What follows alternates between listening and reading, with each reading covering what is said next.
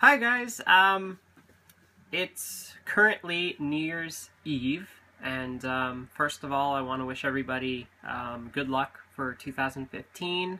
We still don't have flying cars, and half the shit that was in Back to the Future Part 2 didn't come true. But let's talk about gaming. The last gaming topic I discussed was PSN and Xbox Live being down. As of now, PSN is up. It was sporadic yesterday and the day before that where messages wouldn't come through or very slow download speeds. But it looks like the services are back up and running, finally. I really think Sony has handled it very poorly, especially considering that we pay $60 or $50 a year to play games online. It really, Sony had an obligation to make it up somehow, because 3 days without service, especially considering that you're paying for it, is unacceptable. So Sony, you dropped the ball, and if you don't find any way to make it up to us, you know, you really suck. You know, and it really begs the question, are their services going to go down again? I'm pretty sure it will. I think 2015 is going to be the year that, you know, it really tests the point that we're paying for what is known as a superior service, but we're not really getting a superior service, because, you know, the Wii U didn't go down, and PC gamers could enjoy their games, but Sony and Microsoft gamers could not. I wanted to talk a little bit about Call of Duty. Those of you who know, I bought Ghosts. I bought Ghosts last year for the PlayStation 4, and I highly resented doing so. Ghosts was a pile of shit. It, just, everything about it sucked. I mean, the only thing that was good was the graphics, but the way that they handled loadout selection was just terrible. Basically, you could get the best gun at earlier levels because they based it off of these like tokens. So as long as you had the tokens, you could unlock whatever gun you wanted. And that allowed people to spam the hell out of the later game guns that you would normally work up to level 60 or higher in previous games. The other issue was spawning. The spawning system was completely broken.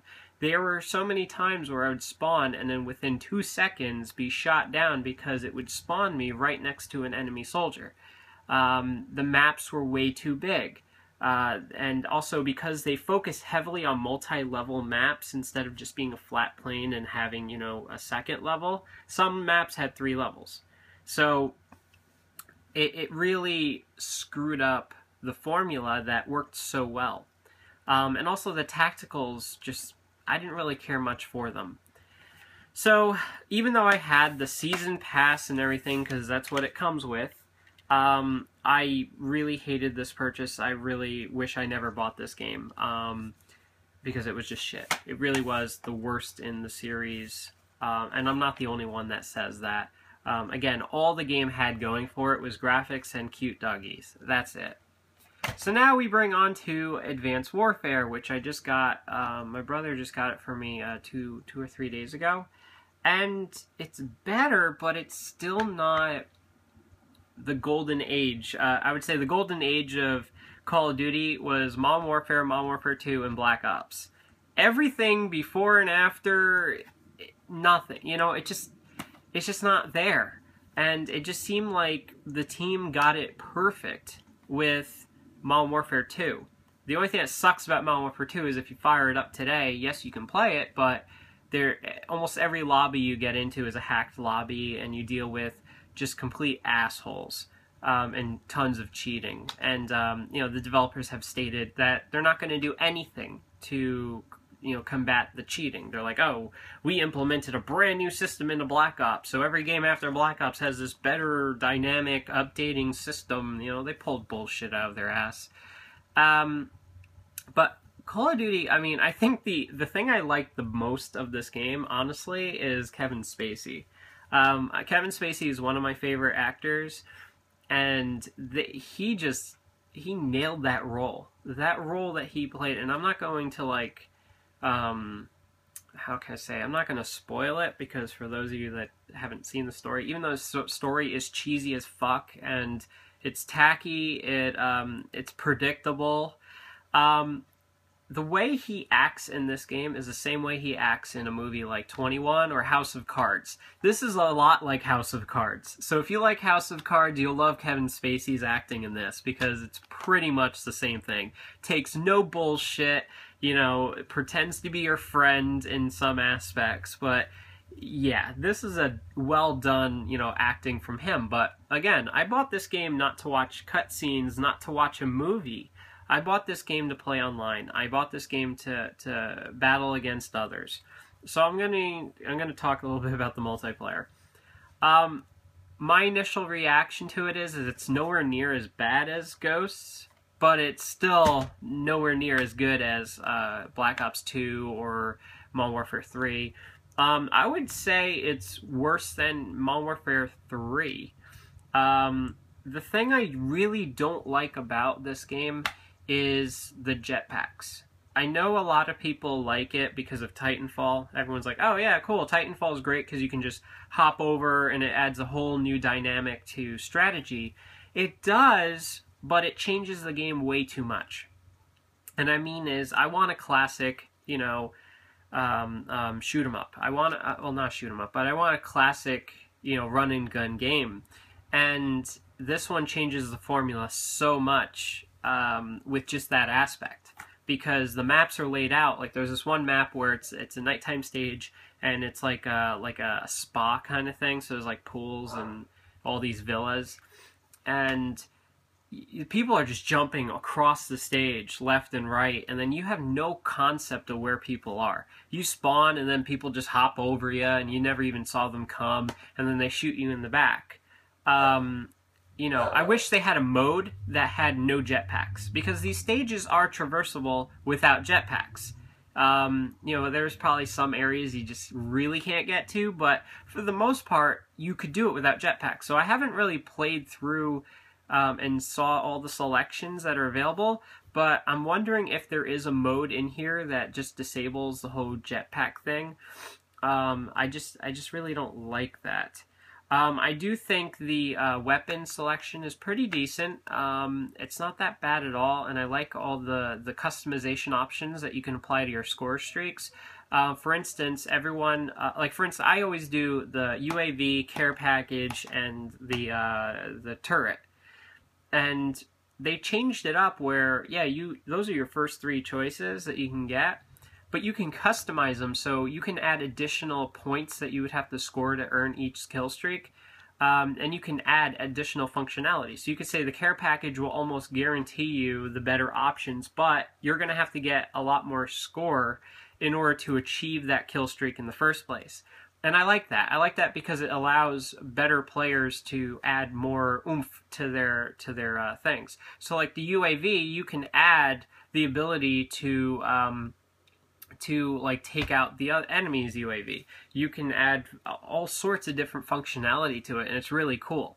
The turret starts off as a manually fired turret.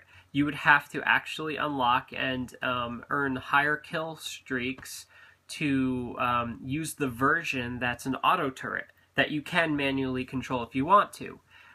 So I love that they have played around with other dynamics, and I like that they went back to the Black Ops 2 formula with the loadout selection. The loadouts all carry a point value, so if you have your primary weapon, it's 1 point.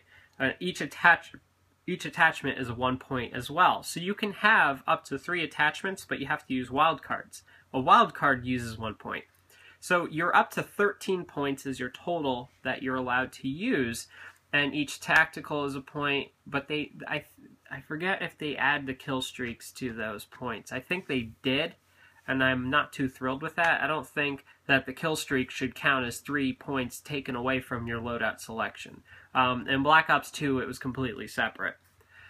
But I like that you could choose male, female. I think that that's a good call. But you know what? They don't even look that much different. The only thing that you notice is the voices. So whenever a person's getting killed, you can hear them deep breathing. You can clearly tell the difference between a man's and a woman's. You can customize the hell out of what your character looks like. You can add different helmets. You can do bandanas, sunglasses, face paints. You could do different type of boots and knee plates and pants, and like they really went over the top of the customization options in there. The other thing I noticed is if you suck at this game, as you're dying, they keep giving you additional shit. So things that you would normally unlock at later levels, Call of Duty kind of starts holding you by the hand and will say, okay, here's a gun that you would normally unlock at level 20. You're level 4 and you're getting your ass handed to you. So here, it'll say, like, it'll show a little green box, like a gift box on the bottom of the screen, and it will... when you go to start your next round, you can unbox it and then enable these options. So I like that aspect because, it's unfair for the players that just bought the game now, because you're going to be going against people who have bought the game day one. They have pretty much everything unlocked. So, you have to understand that the early unlockable guns aren't as good as the later stage unlockable guns. But one of the things I don't like about the system is you can purposely die in the beginning to have everything unlocked. So I don't know. I don't know if the system is smart enough to know that you're not even trying. But I don't know. Other than that, I think it's a decent game. I don't know, I really am not too fond of the whole jetpack thing. That's really what breaks it for me, but other than that, the map selections are far better than Ghost's. Ghost, the only thing that redeemed Ghost was if you had the DLC packs, because all of the DLC maps actually were good. It's weird, all the included maps sucked ass, and all of the DLC maps actually rocked. So if they would have released this game with the DLC maps instead of the ones that came with, it wouldn't have been as bad. The spawning system on here is better, but it's still not quite what it used to be. And I think they did it for two reasons. Well, actually, no, for one big reason. For those of you who play Black Ops 2 or you play the older Call of Duties, after a while, you kind of learn how the spawn system works. So you know that if, the majority of your team is on one side of the map, then it's going to start spawning your enemy team on the other side. So it's always on the direct opposite end. So you can kind of play that to your favor because you know where it's going to spawn things. So if you're a sniper, you can kind of position yourself where you'll see these people, you know where they're going to come, where they don't necessarily realize you're there. So I think what they were trying to do was to fix that where it's more randomized, so you can't predict where people are going to spawn, but it ends up fucking you over because, as I said, you spawn. I've had it where I spawned right in front of a guy. He didn't even have to aim his gun or move. I just spawned and he shot instantly. And, I hope that they correct that later on. It doesn't happen as much in this game, but in Call of Duty Ghosts, shit, that happened all the time. I would probably run for 5 seconds and die. I think Call of Duty Ghosts, I had the shortest lifespan on each, life that I had in that game. As I said, I think my quickest death was like less than 2 seconds. But these games, I actually go on my... I rarely ever achieved a kill streak in this game. This one, I've achieved them all. So I think it's much better. So take care, guys. I wish, again, everybody a Happy New Year's. I'm going to be leaving probably on Friday. I'm going to be going back to Vegas, where I sort of live. So yeah, I get to do a nice 38-hour drive again and get away from this whole mess. But yeah, I'm hoping that 2015 is going to be a much better year for me than 2014. For those of you that don't know me or don't know my whole life story, check out my other videos and you'll pretty much get the gist of why I think 2014 was absolutely the worst year of my life. It's tied with 2012. 2012, my grandfather died, so it's pretty bad. So take care, guys. Look out for future videos, and thanks to all my loyal subscribers for sticking through, especially during very tough times in my life. And yeah, I hope 2015 really turns out to be a great year. Bye.